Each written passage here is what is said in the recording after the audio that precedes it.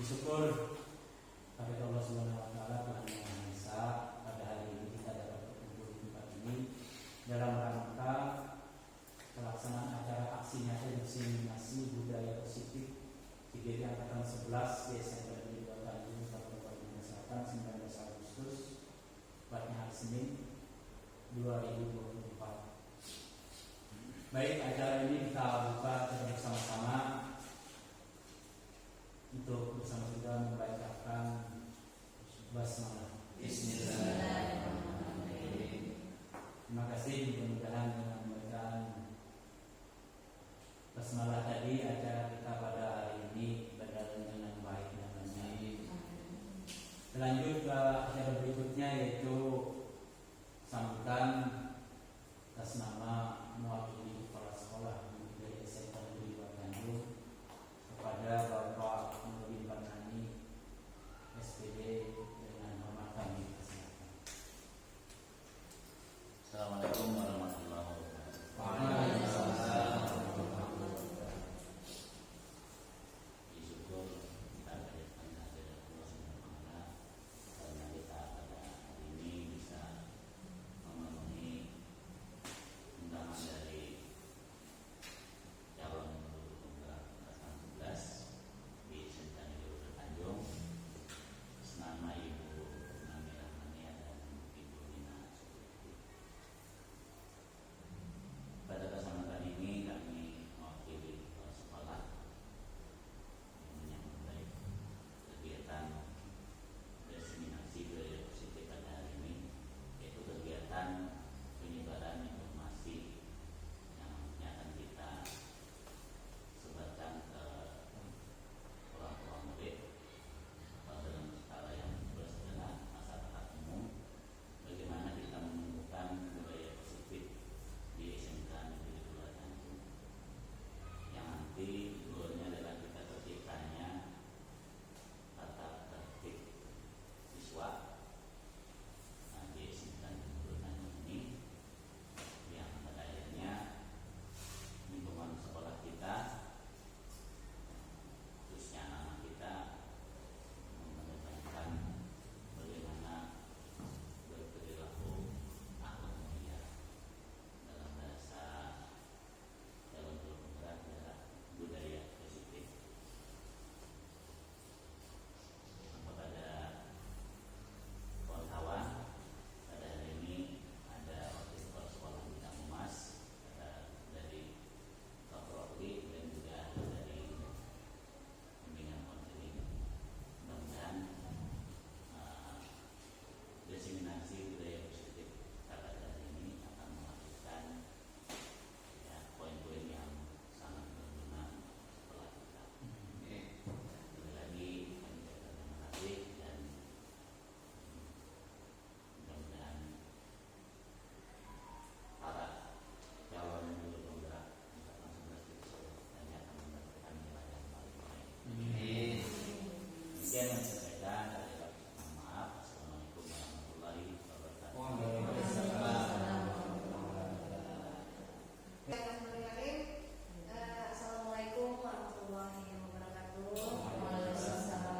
Yang kami hormati Bapak Nurdin Barnani SPD selaku Wasek Kesiswaan dan Bapak Norman Fadilah SPD selaku Wasek Humas dan Bapak Ibu Waprodi, Bapak Kombinosis dan ibu-ibu dari BK.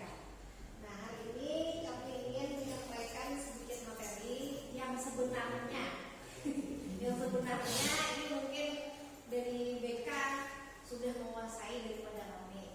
Nah, dari senior kami Pak Adi mungkin sudah menguasai juga, dan mungkin dari Pak Nur yang paling senior di sini sudah juga sebenarnya. Jadi kita tinggal mengulang kembali saja. Ya, baik. Oke, hari ini pertama kami akan menyampaikan aksi nyata diseminasi budaya positif dari kami berdua, karena ini merupakan tugas yang wajib kami jalani dan wajib kami tugaskan kepada teman-teman di sekolah. Baik, saya akan menyampaikan pertama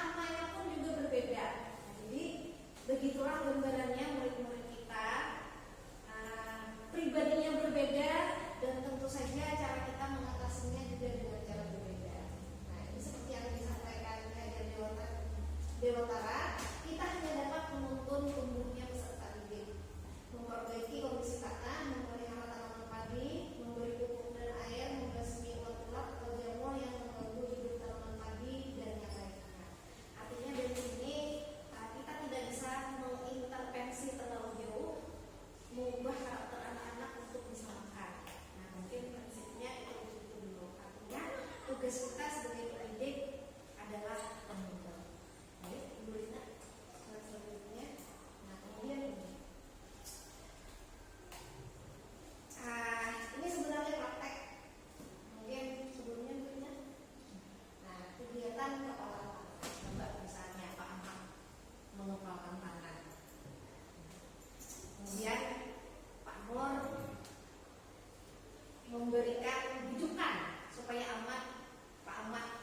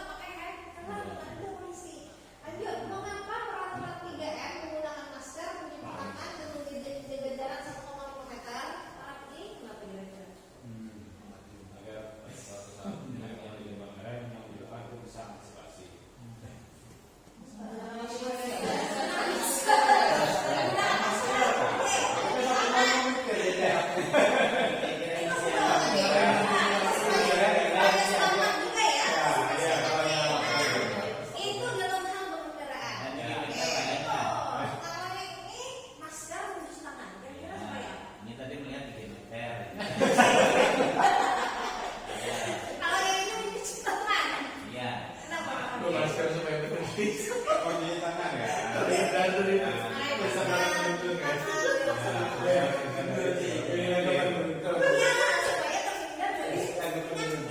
Artinya semangat juga ya pasti ya.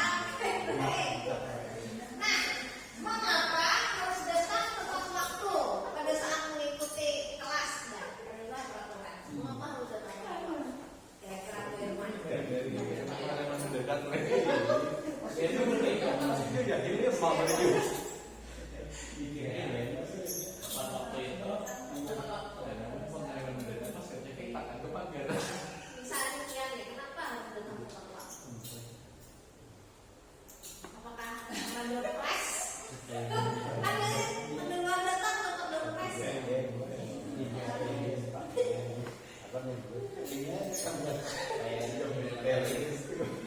Supaya tidak berjalan kaki. Oke, terima kasih Pak Rafi. Nah, ternyata kita menginginkan murid itu jawabannya seperti kita. Artinya ada motivasi intrinsik dan ada nilai-nilai keyakinan yang mereka pahami nantinya, nilai-nilai kebajikan yang mereka pahami. Kita mungkin sudah paham dengan semuanya dan berasal dari diri. Nah, tetapi ini harus benar-benar kita tanamkan ke siswa kita. Bagaimana mereka menggali peraturan dengan keyakinan. kenapa begitu caranya? Ya, apa itu seragam? Kenapa? Yuk, kenapa kamu mau memakai itu saja? Oke. Keyakinan bahwa kalau dia memakai seragam, dia di masyarakat akan terlihat membawa identitas. Nah, Jika suatu saat dia Ada jatuh sesuatu di jalan, orang bisa menemukan di mana alamat ada. Ya. Dan kedua juga, kenapa kita belajar? Karena kita membuat suatu pemahaman atau apa ya, strata yang sama dengan siswa. Jadi tidak ada siswa yang memakai baju yang ada juga siswa yang memakai baju yang murah. Jadi kita untuk menyamakan bagaimana bisa hidup bersama. nah, sekali terima kasih Pak Nur. Baik, intinya itu ya kita mencoba membangunkan keyakinan dan nilai-nilai positif dari anak didik kita. Nah, jadi kalau bisa ini kita jadikan budaya.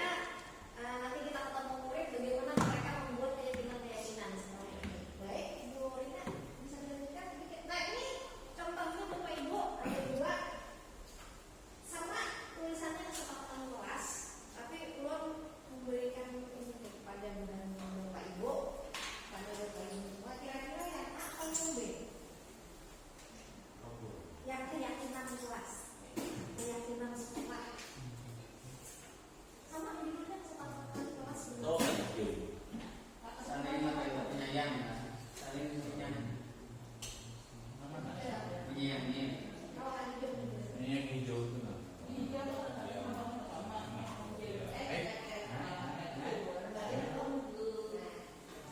Kalau yang A membacakan, yang pertama jatah tepat waktu mengucapkan salam. Kalau yang di sini yang A, kami guru dan murid yang saling menyayangi. Kami guru dan murid yang saling menyayangi. Yang B, menjaga kebersihan sekolah. Yang di sini kami murid yang semangat belajar. Ini yang hanya nih. Oke. Yang di sini aktif dalam pembelajaran. Yang di sini kami murid yang peduli dengan teman-teman. Ya, yang keyakinan kelas. Yang keyakinan kelas kira-kira yang mana? Yang A, yang A, yang A. Karena kita ya kan yang A kejadian datang tepat waktu mengucapkan salam. Nah, itu normatifnya. Nah, kesepakatan atau keyakinan kelas, orang mengucapkan salam itu pasti sayang menyayangi. Artinya kenapa kita mengucapkan salam? Karena kita saling sayang menyayangi. Kalau kita tidak saling sayang menyayangi, kita tidak mungkin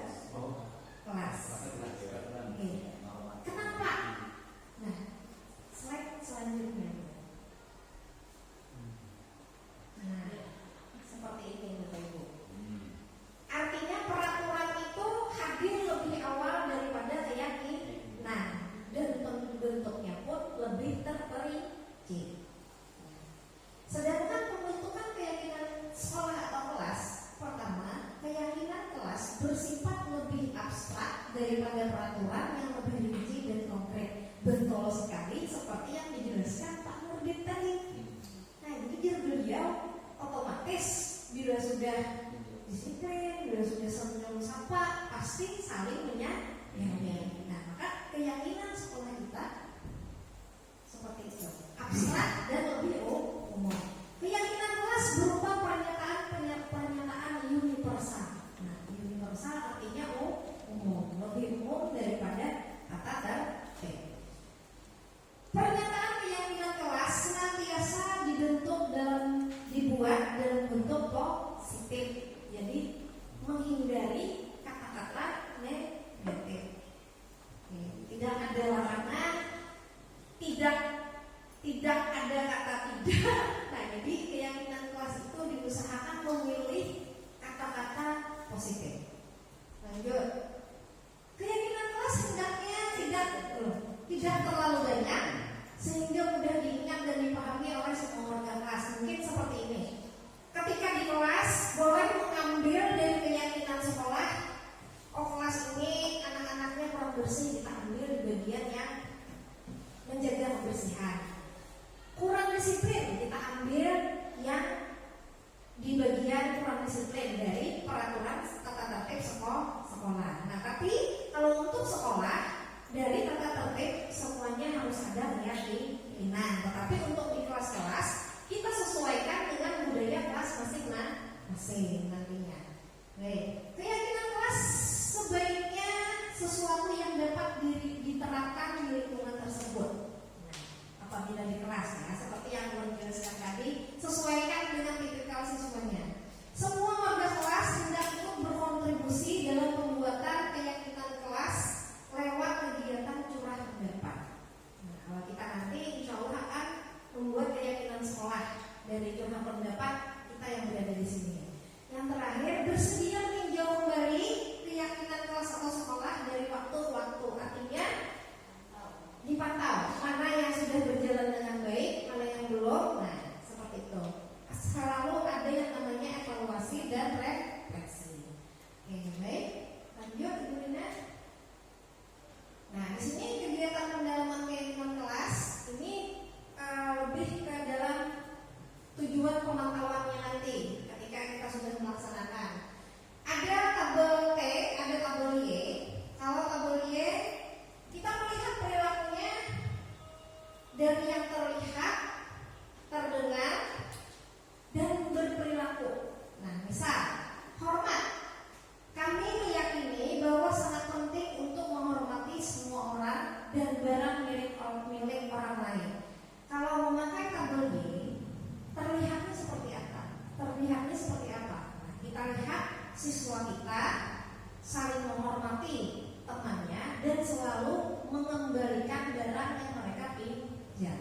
Kalau terdengar ada kalimat-kalimat yang baik di kelas kita, misalnya menghargai kawan, yang apalah kalimat misalnya bolehkah meminjam tiket? Oh boleh, silahkan. Selalu ada kata terima kasih sudah. Kemudian yang berperilakunya sama, artinya tidak ada di kelas kita keinginannya nanti mengganggu kawan, membuli dan lain-lain. Nah, oke. Kemudian tabel T lebih mudah lagi, terdengar seperti, tidak terdengar seperti. Nah, ini dari ini saja, dari perilaku mereka di kelas saja.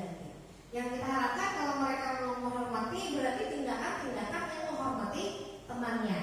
Nah, tidak terdengar seperti berarti masih ada siswa di kelas yang membuli kawan misalnya. Nah, atau mengucapkan kata-kata yang tidak pantas. Nah, itu. Oke, baik. Itu kegiatan pendalaman nanti bisa dilakukan di kelas atau di sekolah kita masing-masing. Lanjut, Bu Lina. Oke, nah ini bisa dibagi. Selalu kembalikan buku ke tempatnya. Nah, keyakinan kelas atau nilai kebajikan yang dituju apa? Nilai kebajikan itu nilai-nilai kebaikan yang ada. Misalnya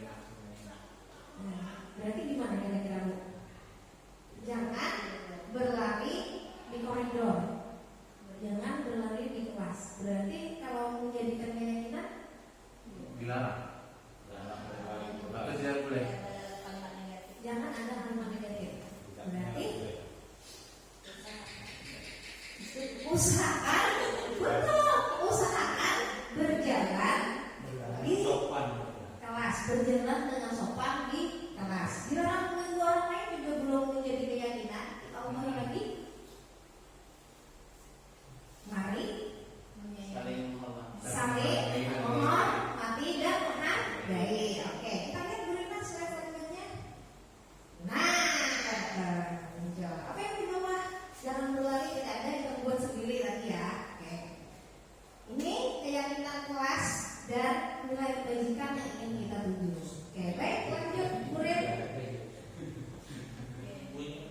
Latihan. Sampai ke latihan. Jadi Bapak Ibu, nih ada dari jamunya. jamu. Nah, ini Bapak Ibu, kami ambilkan, Bapak Ibu, ini kami ambilkan dari tata tertib yang ada di sekolah kita.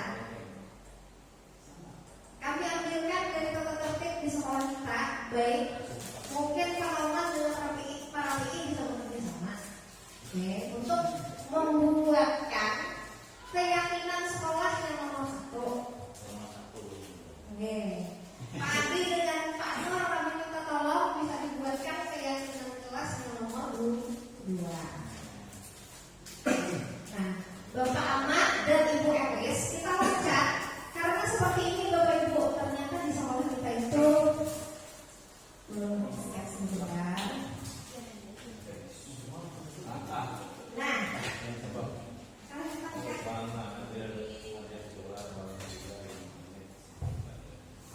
peraturan sekolah kita itu ternyata ada 2. Ada yang memakai kalimat positif pada poin 1 sampai 12. Para siswa wajib. Tidak ada larangannya di sana. Nah, kemudian di bawah ada lagi para siswa dilarang. Nah, ternyata ada kata dilarang, tapi tidak jadi masalah karena ini memang sudah yang tidak bisa diinterpretasi dari Ibu ya. Nah, jadi tinggal kita membuatkan keyakinannya menjadi lebih positif. Nah, coba kalau kita bersuara nih poin keberapa berarti ini?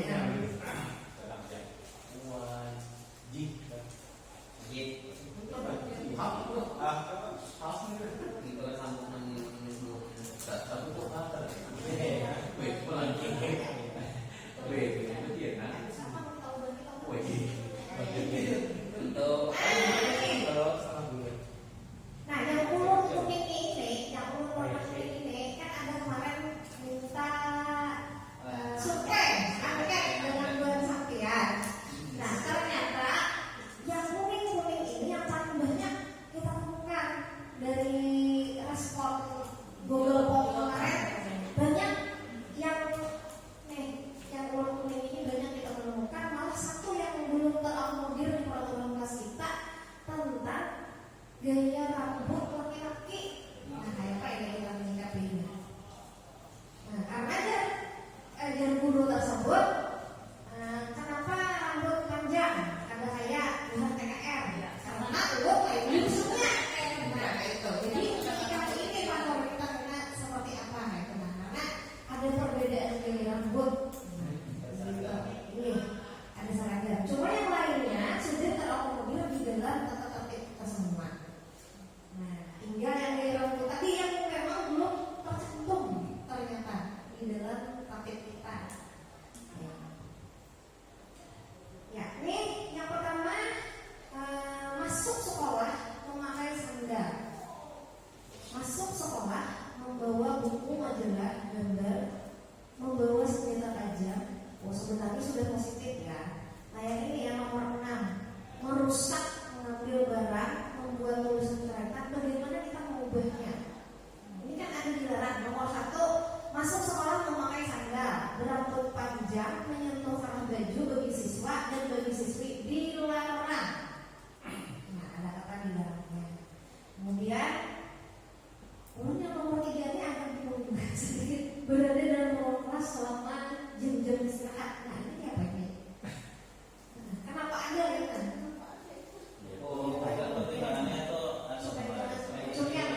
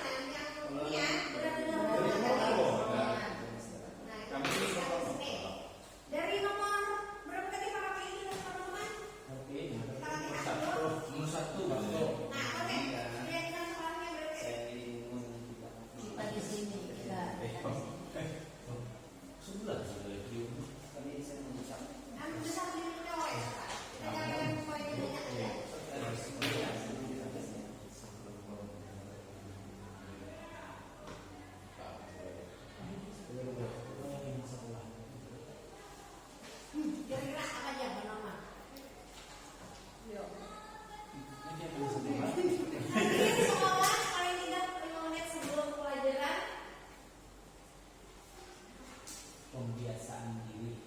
Sebelum pelajaran dimulai. Membiasakan Pembiasaan diri. membiasakan diri Dan menghargai waktu. dan menghargai waktu. Terima kasih.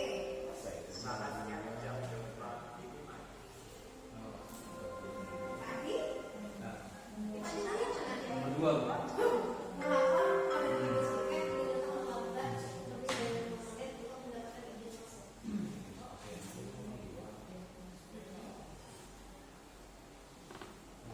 Udah mau membiasakan Lapor pada ya, ada nomor lambat.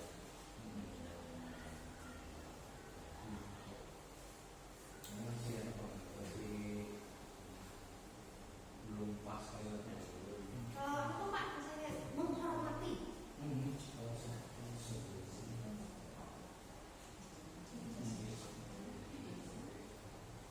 Bisa membiasakan diri. Sama kayak gitu kan? Membiasakan diri. Oh, jangan. Menghargai waktu. Melapor ini Pak, berarti kita mengharapkan siswa itu melaporkan diri gitu. Nah, misalkan dia terlambat. Kemudian intinya siswa tuh Jujur bertanggung jawab. Nah, coba. Ya. Oke. Memakai kejujuran. Membangun. Ya. Sikap jujur dan ya, sikap jujur Sikap saya tanggung jawab Sikap jujur dan dan tanggung jawab. bertanggung jawab. Oke. Nah, set. Terima kasih. Presiden dan Pak Adi. Pak Ahmad, yang mau berapa tadi Pak? nomor 15. Siswa? Siswa memanfaatkan sekarang Positif. Nah, siswa memanfaatkan waktu istirahat sebaik mungkin. Saan mo na ada ba? Oke, Coba dengan una. kegiatan Otak dunia una. Kayaknya ketiga yang kita sekarang. Soalnya istirahat. Oke. Istirahat supaya fresh terus pengenannya segar kembali dan kemudian emang ada kegiatan kan istirahat. Set. Ya, maka Ya, terima kasih. Silakan. Ya, memanfaatkan waktu istirahat supaya memanfaatkan waktu istirahat di luar kelas untuk penyegaran jasmaninya. Di luar kelas. Memanfaatkan waktu istirahat di luar kelas untuk menyegarkan jasmani. Makan ya, namanya supaya untuk besok. Bisa makan, bisa menghirup udara yang segar, bisa bergaul. Nah, Set. Kemudian Assalamualaikum warahmatullahi wabarakatuh. Selamat siang untuk rekan-rekan dan terima kasih sudah bersedia hadir pada kegiatan kami dengan Ibu Nani. Aksi nyata diseminasi budaya positif di sekolah kita di SMK N2 Tanjung. Baik Bapak Ibu, langsung saja ya.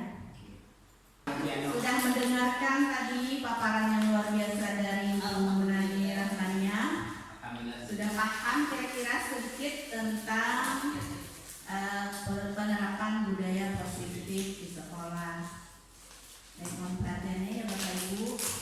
Bolehkah kita ice breaking dulu?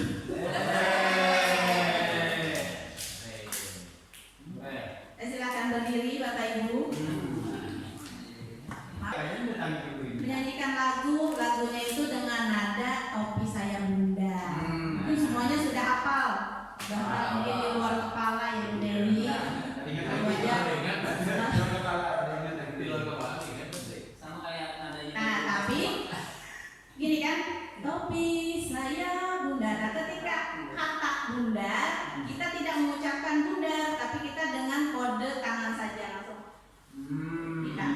tidak berbicara tapi dengan kode bisa dipahami Pak Norman.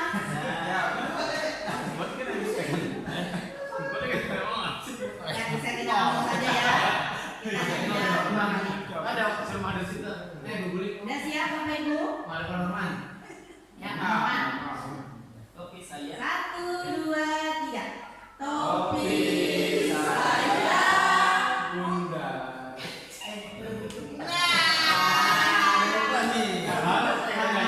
Ada sedikit kan gitu. Tapi kita langsung dengan kode tangan saja. Dengarkan Pak Norman. Ulang lagi, kita ulang lagi. 1, 2, 3. Topi saya.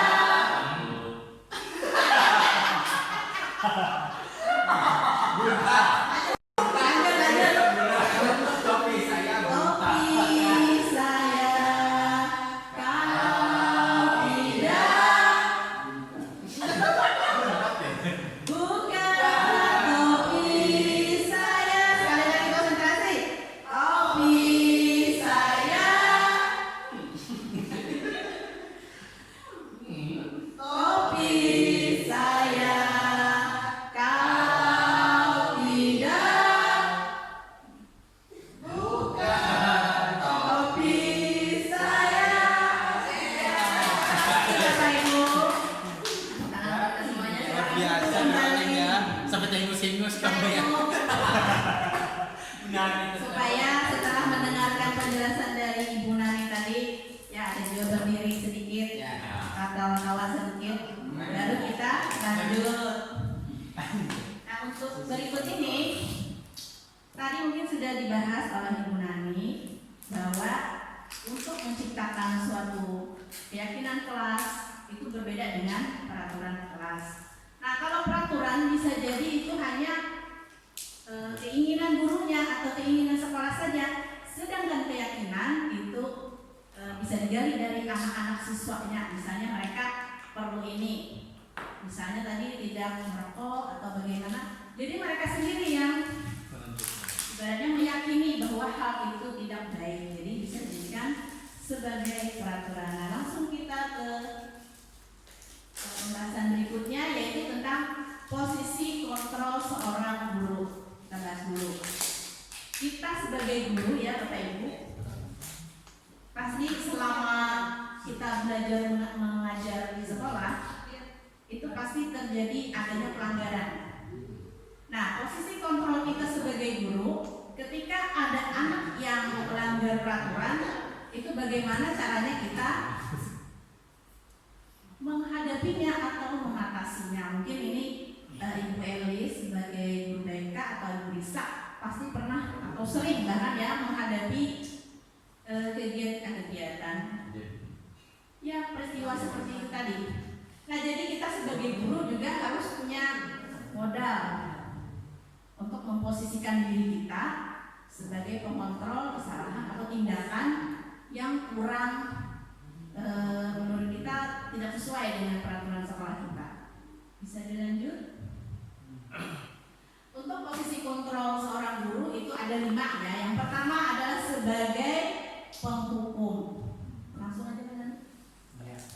Sebagai pemberi rasa bersalah, sebagai teman, sebagai pemantau atau pengontrol, dan yang terakhir adalah sebagai manajer. Nah, dari kelima hal tersebut itu beda.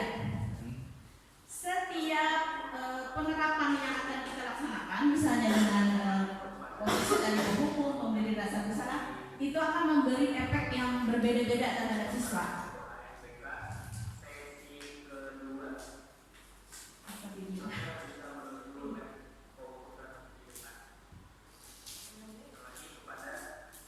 Untuk lebih jelas, Bapak Ibu bisa menyaksikan video berikut.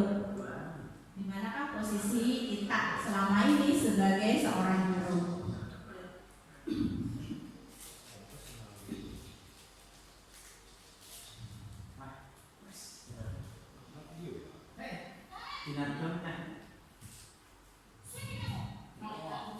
Siapa kata juga ini?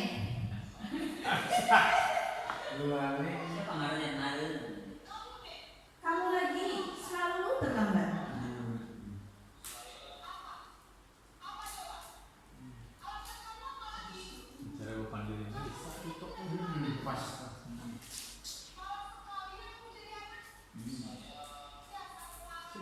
Ini orang tua jadi merawat lagi gari.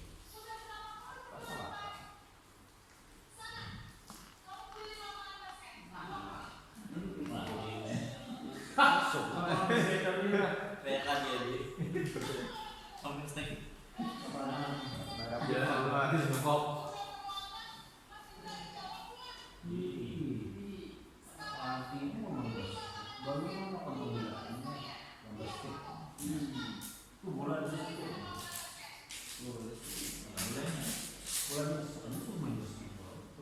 Nah itu tadi yang pertama tadi guru sebagai penghukum. Kemudian posisi membuat rasa bersalah, contohnya seperti ini.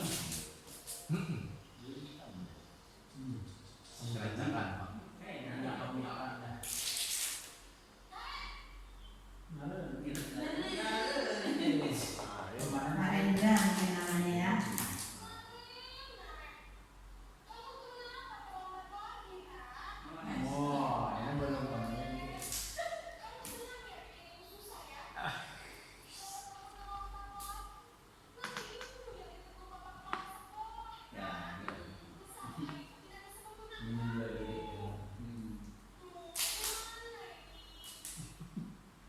Dua kata berbeda.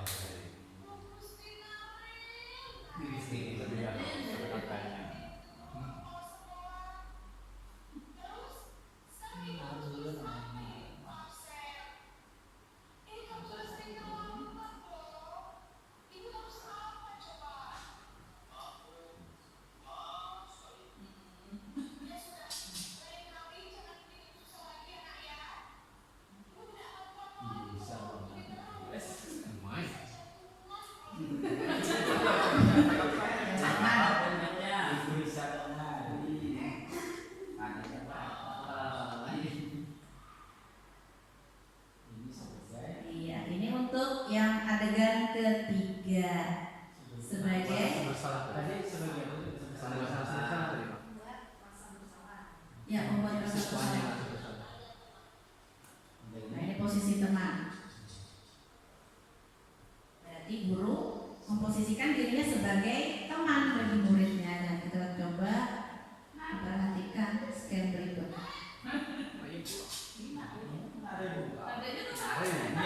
Ulang-ulang.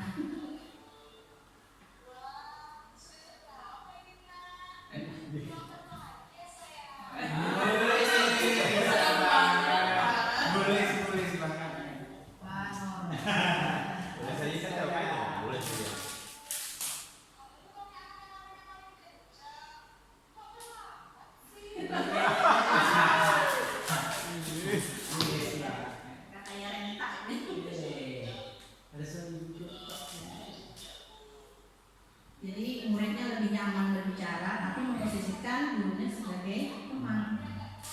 Atau gurunya pun menganggap siswanya sebagai teman.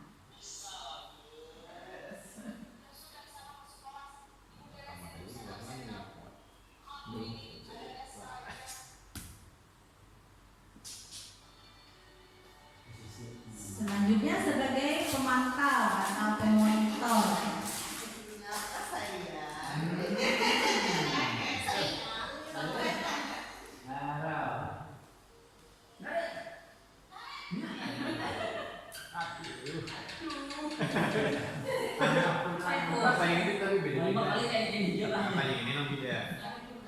Ini menanyakan peraturan sekolah. Jadi berdasarkan fakta dan data itu biasanya ciri dari pemantau.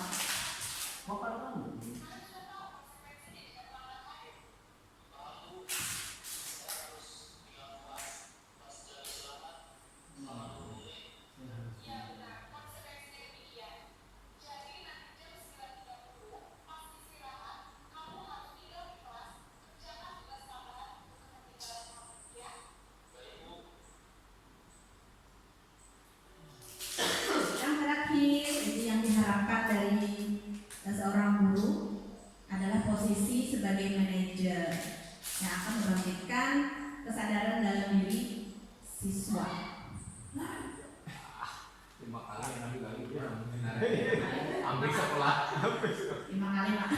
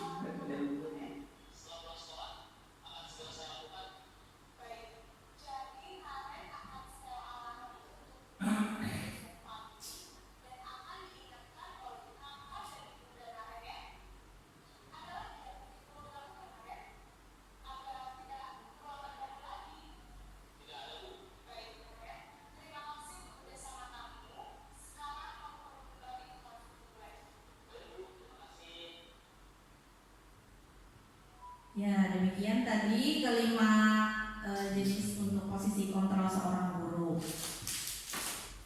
Pak Norman, kira-kira pernah melakukan yang mana Pak Norman? Semuanya. Saya ulang aja. Jangan diulang Pak, sudah. Ada dari kelimanya itu kira-kira adakah bedanya? Ya Pak Norman sendiri, untuk Pak Norman mungkin pernah melaksanakan atau melakukan yang mana Pak kira-kira? Terakhir pernah. Jujur saja Pak ya. Mengetahui masalah dia dan mencari solusi untuk pemecahannya. Iya, memang Pak yang diharapkan dari kita sebagai seorang guru yaitu kita bisa menjadi sebagai manajer untuk menyelesaikan setiap permasalahan siswa. Dari kelima ini ada konsekuensinya ketika kita menerapkan salah satu. Untuk yang pertama sebagai penghukum, tadi kan bisa kembali ke slide aja Kak Nani. Ya. Next. Nah, di posisi mana tadi kan sudah bagaimana perasaan Anda saat itu? Kira-kira. Atau gini aja, di mana posisi Anda saat ini? Jujurkah? Yang seperti kata Pak Norman tadi sebagai manajer, apakah pernah berganti-ganti sebagai penghukum? Pernah, sebagai pemberi rasa bersalah, sebagai pemantau, pengontrol. Mungkin karena kita bertemu dengan berbagai macam siswa dan pelanggaran siswa, pasti pernah ya. Mungkin saya akui juga pernah.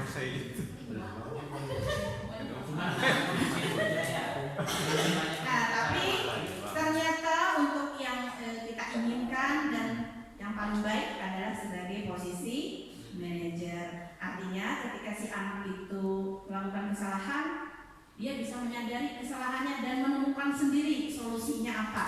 Seperti tadi contoh Naren tadi, dia itu kan terlambat selama 20 menit. Jadi dia ditanyai oleh gurunya,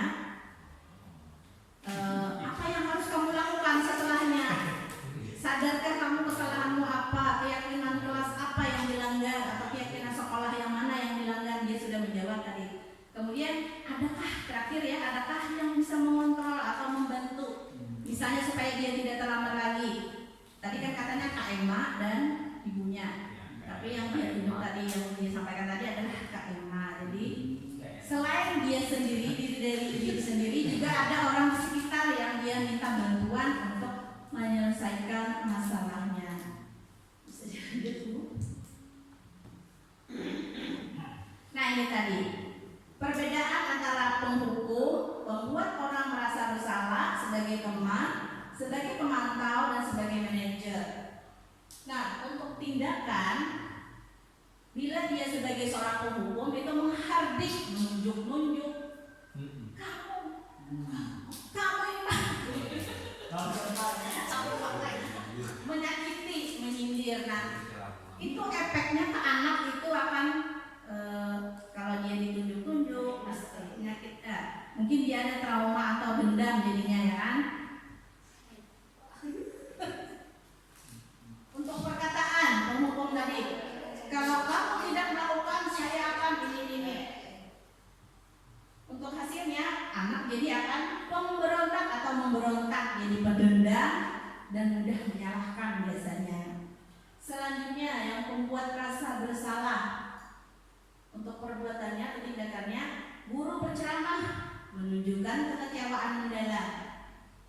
Lalu untuk perkataannya, kamu sudah mengecewakan bapak atau ibu. Selanjutnya untuk hasilnya, biasanya anak akan menyembunyikan kesalahannya dan bahkan bisa menyangkal karena gurunya tadi merasa dikecewakan.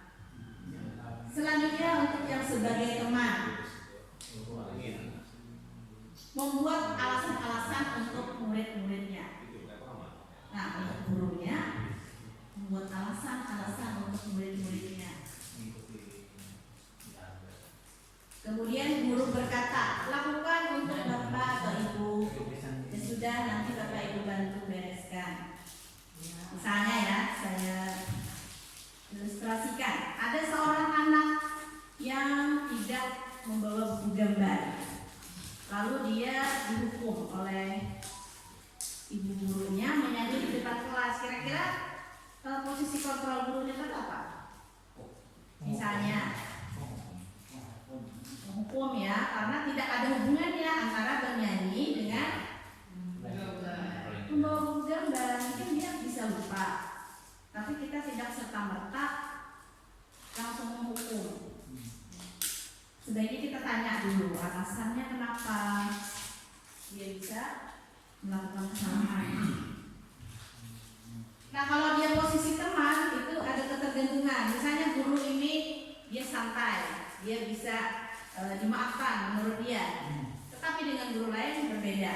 Jadi dia ketika ada guru si ini misalnya dia akan patuh, dengan guru yang lain justru dia akan membangkang lagi. Nah itu kelemahan dari yang memposisikan sebagai teman.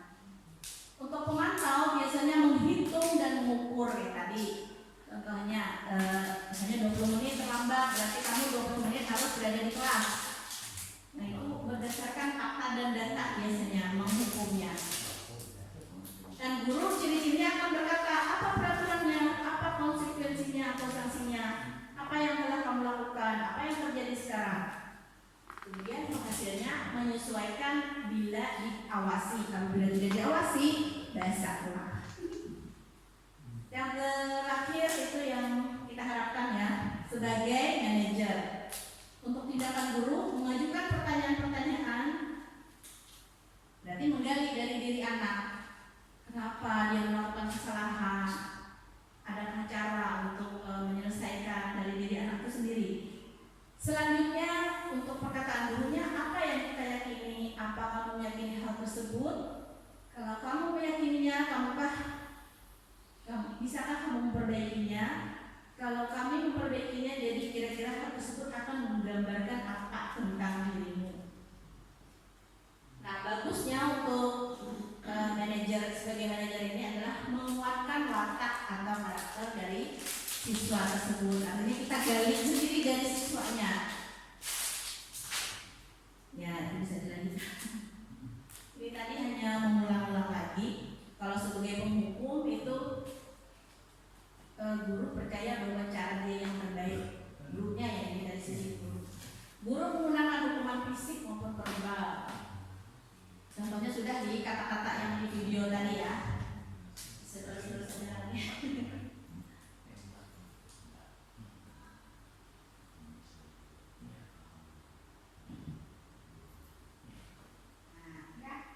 Berapa besar sebuah pesan tersampaikan? Apabila dengan kata-kata ternyata hanya menyumbang 10%. Apabila dengan nada suara 35%. Nah, yang terbaik adalah non-verbal. Non-verbal ini bisa dari tindakan, gerak-gerik, atau misalnya Contoh misalnya bagus, misalnya dengan apa? Apresiasi seperti itu saja bisa memvalidasi tindakan dari siswa.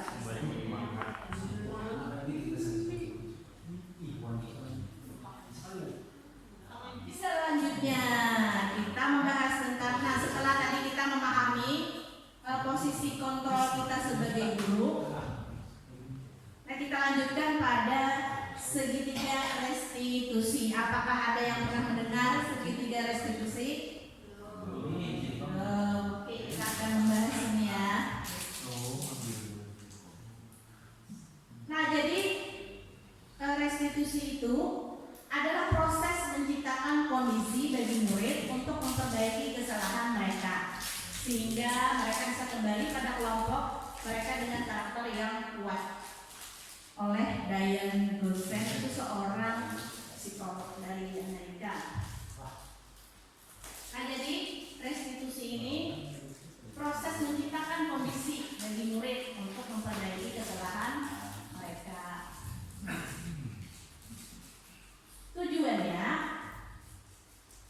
Tujuan restitusi ini bukan untuk menebus kesalahan, melainkan sebuah tawaran dan bukan paksaan. Nah, restitusi membantu murid menjadi lebih memiliki tujuan disiplin positif dan memulihkan dirinya setelah melakukan kesalahan.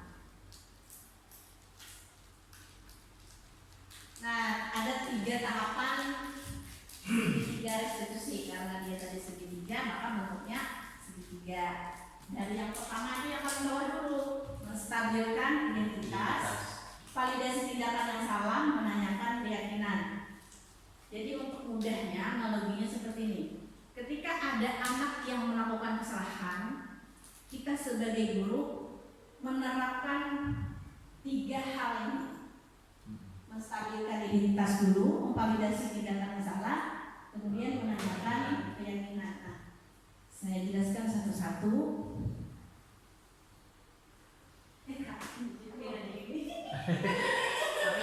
Kita menstabilkan identitas dulu. Nah, tadi kan misalnya ada anak yang bersalah datang kepada kita, atau kita yang menyuruh ketemu saya misalnya di istirahat nanti karena dia ada kesalahan.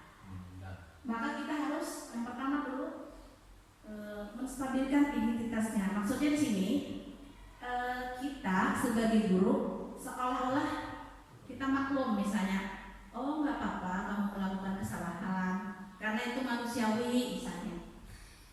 Jadi kadang langsung kita tuh, kamu tadi apa? Misalnya, kamu tadi apa? Jadilah, kamu tahu salah. Tapi kita menyapanya dengan ramah dulu, baru kita misalnya, kamu sudah tahu kan yang kamu lakukan itu salah, ya Bu. Nah jadi, oh tidak apa-apa, Ibu paham misalnya kamu, berarti Ibu paham bahwa setiap orang bisa melakukan kesalahan. Mungkin saya juga dulu pernah melakukan kesalahan. Jadi dia tidak merasa dihukum dulu. Jadi stabil identitasnya, artinya aku ini tidak gagal. Tidak gagal lah, ibaratnya itu semua orang juga pernah seperti aku. Nah, jadi itu yang ingin kita tanamkan ketika kita menstabilkan identitas tadi. Yang kedua, validasi tindakan yang salah. Jadi kita tanya dulu si siswa ini, kamu tahu yang kamu lakukan ini salah? Ya Bu misalnya. Atau kamu sadar yang kamu lakukan? Ya Bu saya salah. Artinya ketika dia mengetahui kesalahannya, bahwa dia tahu letak kesalahannya, itulah kita posisi tadi validasi tindakan yang salah. Selanjutnya itu menanyakan keyakinan. Nah, yang dimaksud menanyakan keyakinan di sini, ketika kita tahu dia salah, apakah kamu keyakinan yang mana yang sudah kita langgar? Nah, dari peraturan-peraturan tadi, keyakinan misalnya bahwa dia harus tertib, bahwa dia harus selalu hadir tepat waktu atau disiplin. Nah, dia harus yakin dulu yang mana yang kamu langgar. Nah, jadi itu yang menanyakan keyakinan. Contohnya ada video saya.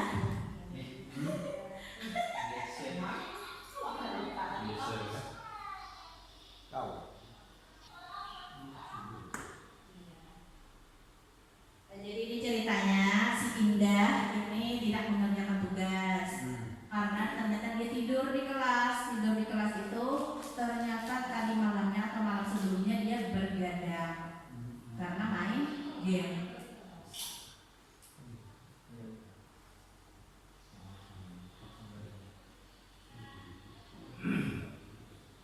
Nah, jadi guru menanyakan, kira-kira tindakan apa kamu selanjutnya? Pertama katanya dia saya akan minta maaf. Kedua tidak akan tidur di kelas lagi. Jadi dari dirinya sendiri menyadari. Kemudian mengerjakan tugas yang belum dikerjakan.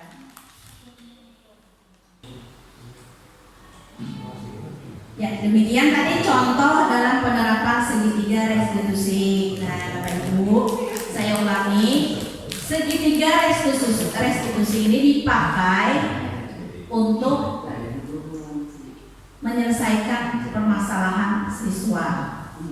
Nah, tadi kan contohnya si Indah tadi, dia melakukan kesalahan, dia tidak mengerjakan tugas karena alasannya dia tertidur di kelas dan karena tadi malamnya itu dia main game sampai tengah malam. Nah, kita panggil Indahnya, kita tanya, misalnya kita menstabilkan identitasnya dulu. Nah, menstabilkan identitas itu ketika kita bertanya, kamu tahu yang kamu lakukan? Ya Bu, saya tahu ini salah. Nah, itu paham, kamu setiap orang pasti pernah melakukan kesalahan. Jadi kan dia merasa tidak terlalu berdosa. Kemudian tadi memvalidasi tindakan masalah, selanjutnya menanyakan keyakinan. Jadi 3 hal itu untuk menyelesaikan permasalahan. Tidak langsung serta-merta kita salah hukum gitu. Kita buat dia sadar dari dalam dirinya dulu. Nah, dari situ kalau boleh saya tanya ya Bapak Ibu, kira-kira apakah semua pelanggaran bisa diterapkan segitiga restitusi ini? Kira-kira? Seharusnya bisa. Seharusnya. Kita definisi pelanggaran. Enggak, harus diterapkan ya. Ini kan di sekolah kita ya Pak Adi tadi. Pak Adi sebagai ketua jurusan TKR. Kemudian ada peraturan yang mungkin untuk semua siswa, tapi kebanyakan yang terjadi di orang yaitu melepaskan roda. Ya. Itu. Nah, kira-kira menurut Bapak itu efektivitasnya tuh sampai mana ya? Apakah tidur semua sudah patuh? Bisa dijawab Pak Adi dari situ, atau efektivitasnya itu kayak Pak menurut dia? Oh, semua akhirnya masuk anunya. Kalau tingkat efektivitasnya masih belum 100%, karena masih jauh dari apa yang kita harapkan. Itu disebabkan oleh karena si anak ini masih tingkat kesadarannya masih belum tumbuh gitu. Jadi harus ada beberapa strategi memang yang bisa membuat si anak ini meyakini bahwa apa yang sudah dia lakukan itu adalah merupakan suatu bentuk kesalahan. Jadi ia betul-betul paham akan konsekuensi yang akan terjadi. Jadinya ketika nanti ada tindakan seperti itu, maka dia akan sadar, oh jika aku melakukan ini maka hal yang akan aku dapatkan seperti ini. Gitu. Nah, itu kita harus betul-betul yang PR nomor 1 kita semua itu adalah bagi seorang itu dan satu, kita harus betul-betul bisa mengambil hatinya serta Ya, dulu. betul, ya. Baru nanti selebihnya insya Allah pasti bisa mengikuti seiring berjalannya upaya kita membentuk karakteristik peserta didik. Itu aja sih. Kalau dari Bapak Ibu yang lain, adakah pernah pengalaman menerapkan segitiga restitusi itu berupa kesalahan apa? Misalnya Ibu Elis ya, Ibu Elis boleh di-share pengalamannya Ibu Elis. Pernah apa ada anak yang ternyata setelah di menerapkan misalnya segitiga restitusi berubah. Jujur aja. Kalau dari segi BK sih tidak bisa langsung melihat. Kalau dari segi BK, karena kebanyakan yang masuk ke ruang BK kan ada masalah dan kita dalami masih ada pemantauan dan itu tidak bisa langsung melihat hasilnya. Kita menghormati dia datang itu yang sebagai orang yang kesalahan dulu, yang kesalahan dulu. Untuk kalau ini pandangan dari sisi saya, siswa bermasalah datang sendiri itu sudah nilai plus. Itu nilai plusnya kalau dari segi besar.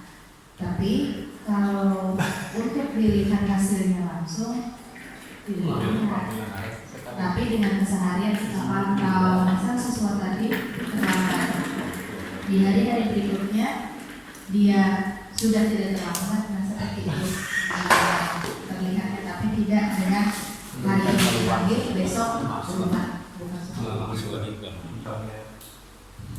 Terima kasih Pak Adi yang sudah berbagi dan Bu Elis juga yang sudah berbagi sebagai guru BK dan sebagai ketua jurusan RO ya untuk penerapan segitiga restitusi. Nah, ini untuk masalah dari kami ya selaku ada lagi nih mau bertanya saya. Kami sebagai pembina pramuka itu sulit sekali sekarang menyuruh turun untuk siswa. Nah itu kira-kira adakah solusi dari Bapak Ibu? Kalau kami kemarin, kalau yang tidak hadir, kami misalnya dia tidak memberi keterangan, kami suruh berbaju pramuka di hari Senin. Menurut Bapak Ibu, kira-kira adakah hal lain yang lebih efektif untuk membuat mereka itu tergerak untuk hadir? Kira-kira adakah? Bisa. Ya. Bapak Rokan, ayo. Aku sudah minjem, aku curhat. Ini sudah. Oh, pakai mana? Meskipun diwajibkan, benar ya Bu, meski diwajibkan itu banyak tetap yang alfa, mungkin karena tingkat minatnya mungkin kurang kemudian, tapi kira-kira adakah cara yang lebih efektif ya untuk memotivasi mereka itu bisa hadir? Berarti Silakan Bapak. Udah orang sudah. partner senior. Nggak kasih demikian deh. Makanya kembali ke kesadaran Padahal kan itu sudah masuk apa? Kalau misalnya seandainya labor itu soal depan, akan mengingat 50 orang mereka. Yes, bahwa kita menyesuaikan dengan modern. Apapun saat itu kegiatan bapak itu meskipun nih PBB itu upacara pasti ada, tetapi maksud turun konsep kegiatan di dalamnya itu nah mungkin anak-anak kita tuh sudah Biola fun. ya udah ada yang anu lagi misalnya kayak apa mau hari ini selip-selipan brandnya tuh ada sih. Ada di pramuka mau BMX. Kami sedang mengusahakan itu juga supaya ada permainan sama materi. Atau misalnya kan kayak siswa kita ini kalau misalnya lomba-lombanya Ya, diselipkan itu. Berkemah aktif, bila kegiatan aktif, tapi bila yang rutin kan ya? tinggal materi ada konsep-konsepnya pun lebih kekinian memprihatin kayaknya anak-anak ini. Kayaknya bang kita harus menyesuaikan zaman. Nah dari pramuka tuh kayaknya sama kita itu zaman kita dari dengan zaman kita ini. Kita kan generasinya ada generasi X, generasi Y. Ini kan sudah generasi Z nih. Kira-kira ada sama lagi apa metode permainan, latihan pramuka itu yang ya kayaknya kita yang harus update nah menyesuaikan. Kita yang memasuk ke dunia mereka kan.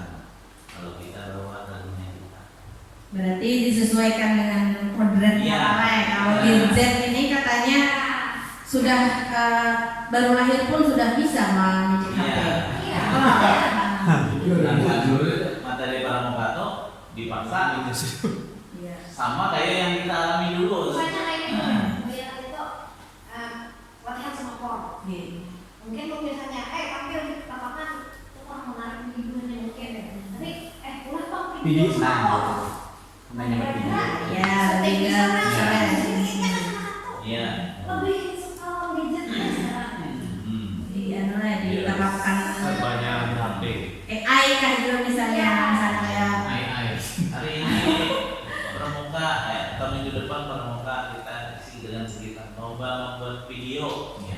oh iya betul ya Pak ya.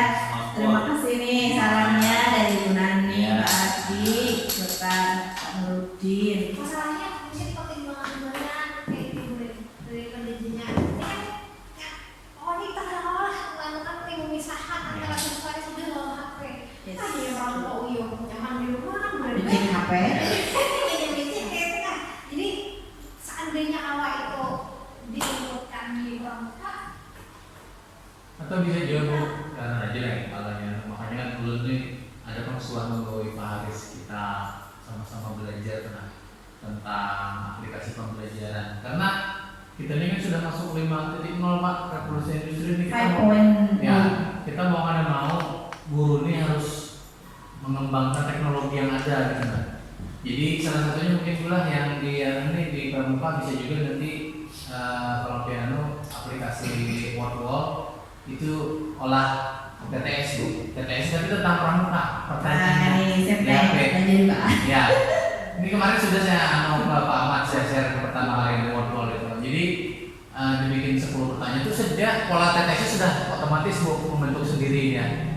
Nah itu jadi nanti ada peringkat dari atau sebenarnya seperti kuisis cuman lebih mudah bagi guru untuk mengaksesnya. Karena kalau kuisis kan agak nanti ada login segala macam. Kemarin kan cuma apa login untuk anunya cuma akun itu aja langsung masuk udah selesai. Agak lebih mudah sih kalau word wall dan itu sudah saya praktekkan pakai word wall itu. Jadi lebih anak-anak lebih dan itu kan kalau berarti boleh hitungannya. Jadi yang materinya nanti yang diisikan itu tentang kepramukaan, tentang mungkin siapa bapak pencipta, siapa bapak pramuka dunia misalnya, itu kan jawabin Robert Powell ya. Dibikin kayak TTS, kayak bentuk, ada juga Bu, bentuk sandi kalau di WordPad. Nah, jadi nanti diolah kata, dicoba nanti ya. Menarik Pak Len, karena itu baru saya dengar Pak. Jadi membayangkan dulu Pak ya.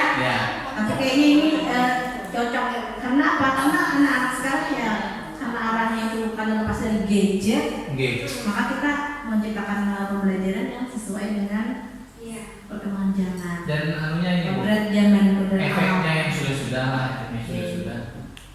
Ketika saya terlambat mengajar, gurunya nanya, Pak, ada masukan? Nah, itu. Ya. Artinya mereka senang Pak Len. Ya. Pembelajaran itu 11 TKS, 11 TSM, kalau sekarang konsentrasi TSM kayak gitu doang. Jadi saya pakai kuisis sama word wall memang untuk di otomotif untuk pembelajaran mereka. Ya, luar biasa ya masukannya. Terima kasih semua Bapak Ibu guru. Nah sebelum ulun kiri karena ulun sampai segitiga restitusi, adakah yang Bapak Ibu ingin tanyakan? Kita sama-sama sharing karena saya juga masih belajar Pak Ibu. Adakah yang ingin ditanyakan? Pak Ahmad Rifai. Muhammad Rabi. Adakah Bapak Ibu yang mau bicara lagi atau mau ditanyakan? Cukup sendiri. Jadi untuk yang penyampaian dari ulun, Ampar apa tuh ada? atau sore. Yang kedua, kalau yang untuk laki-laki kan habis sholat Jumat itu ada istirahatnya kan langsung. Juga kalau akhirnya yang kan biasanya kan setengah 1 lah. Saya sholat Jumat nanti sampai jam 1 ada istirahatnya mungkin 1 jam. Mungkin ada mandi dulu ya. Karena harus bayang lah, ini kan jam 1 lewat lah, Mas Jasa.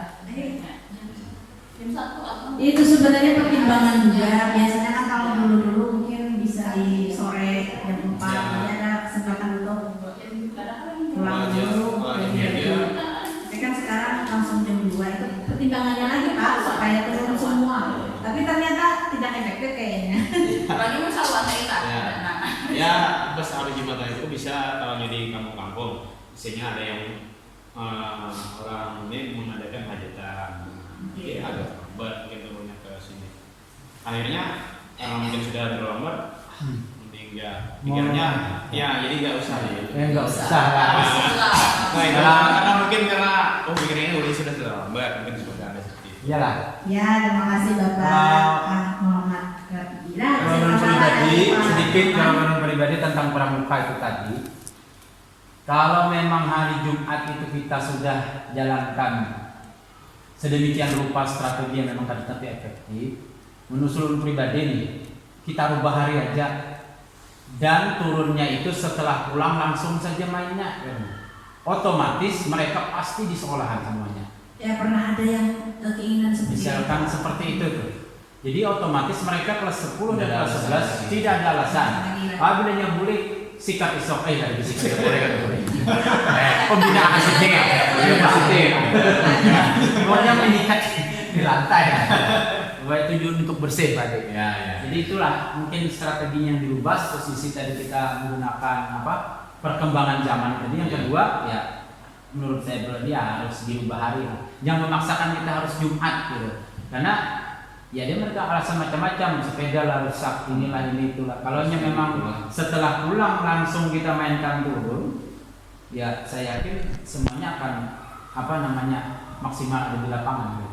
Paling besar 1,5 jam malah Sepertinya boleh dimajukan misalkan dengan Iya, karena dicekan misalnya.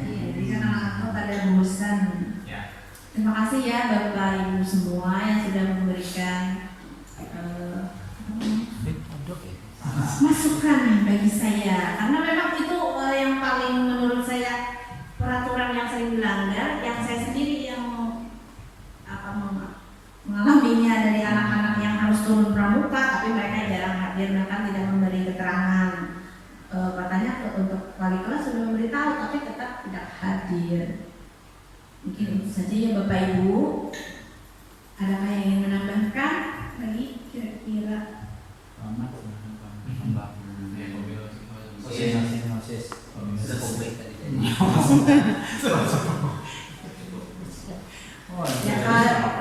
Demikian Bapak Ibu, terima kasih sudah mendengarkan. Saya akhiri. Wabillahi taufiq wal hidayah. Assalamualaikum warahmatullahi wabarakatuh.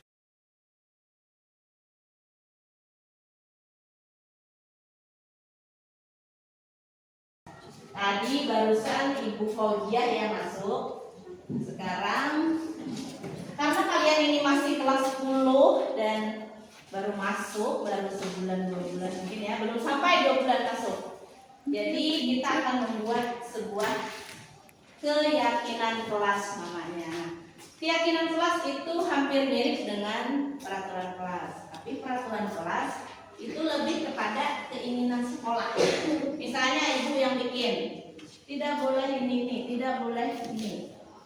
Itu kan keinginan dari ibu sendiri, tapi kita sekarang membuat keyakinan kelas yang mana dari kalian sendiri. Pasti kalian punya situasi kelas impian. Kira-kira yang seperti apa ya? Kelas impian menurut kalian yang nyaman, yang bagaimana? Tadi katanya yang estetik, berarti indah, nyaman dilihat ya kan? Kemudian ada lagi, maunya kelas itu yang seperti apa?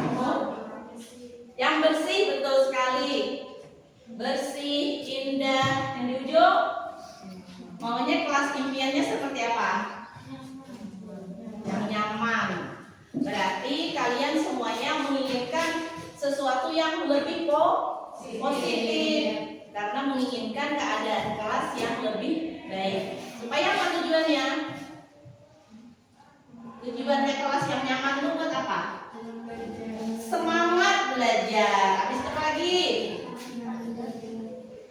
Nyaman, semangat, dan bisa saling bekerja sama dengan teman. Jadi suasana nyaman, belajar nyaman, dan kalian mungkin kedepannya kalian bisa sukses bersama-sama, gitu kan? Nah, coba ibu ingin satu persatu ya menuliskan kira-kira keyakinan kelas atau peraturan kelas yang seperti apa yang kalian inginkan. Misalnya, ini contohnya ya, tidak boleh datang terlambat atau tidak boleh makan di kelas misalnya. Silakan tulis satu-satu ibu beri ini. Nanti kalian tempel di depannya. Tolong menempelnya rata, jangan sampai berhamburan. Satu-satu tulis, silakan keinginanmu, kelasmu yang kalian inginkan seperti apa, kelas impian kalian. Nah, misalnya lagi meminjam barang teman harus dikembalikan. Jangan misalnya mencontek. Bisa dipahami kan ya? Ya langsung. MPD itu dengan papi ya.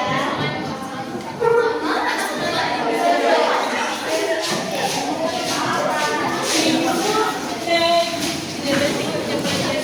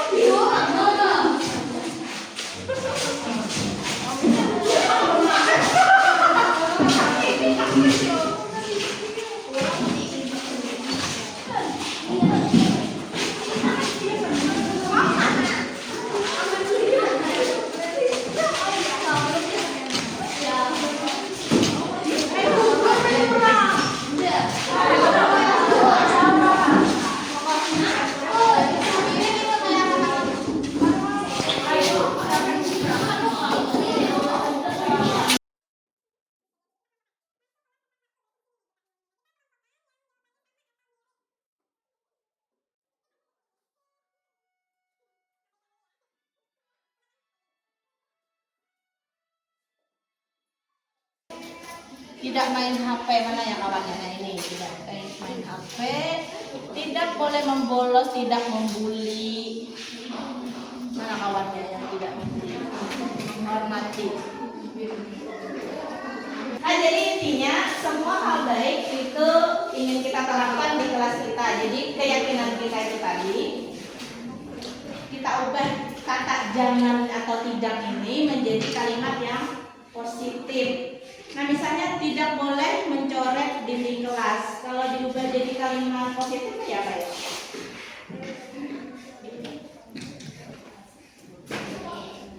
Menjaga kebersihan kelas atau dinding kelas secara spesifik bisa. Nah jadi ketika kita membuatnya nanti di kelas ini nanti ditempel keyakinan kelas kita, tidak ada lagi kata-kata yang negatif, misalnya jangan, tidak boleh, tapi diganti dengan kalimat-kalimat yang positif. Misalnya tadi tidak memainkan HP berarti mengikuti pelajaran dengan sepenuh hati, artinya terus sebenarnya ya. Kalau untuk membolos ini masuknya ke datang dan hadir tepat waktu, tidak boleh pulang duluan. Jadi kalimat positifnya apa ya?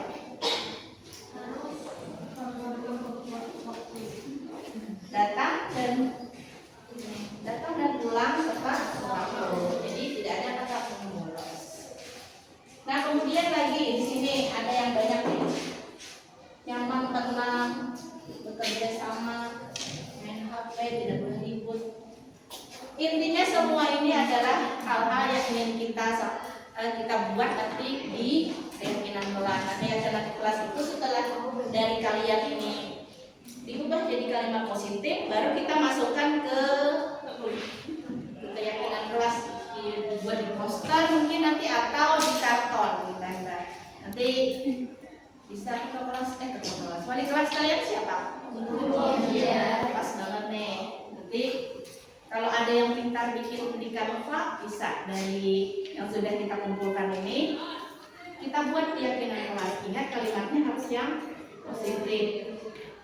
Nah jadi semua orang yang berada di kelas ini akan mengikuti karena mereka sendiri yang meyakini. Misalnya tadi kan tidak boleh tidur di kelas, tidak boleh main HP, tapi setelah diubah jadi kalimat positif, mengikuti pembelajaran dengan sepenuh hati. Nah jadi semuanya harus mengingat kembali akan keyakinan kelas itu. Jadi dengan mengingat hal tersebut, mudah-mudahan setiap pelanggaran bisa diminimalisir karena kalian sendiri yang membuatnya, ya kan? Ibaratnya kalian turut andil dalam membuat keyakinan kelas. Sepakat? Karena demi apa? Demi kebaikan kita semua. Karena tadi kalian sudah punya kelas impian yang aman, nyaman, teratur, tertib, tepat waktu dan lain-lain. Untuk kita supaya tetap ingat terus atau diingatkan terus, maka dibuatlah tadi keyakinan kelas dan nanti ditempel ya. Kalau sudah jadi nanti dipoto. Baik, terima kasih kalian semua sudah meluangkan waktu. Dari topik Walidayah. Assalamualaikum warahmatullahi wabarakatuh. Silahkan istirahat. Waalaikumsalam.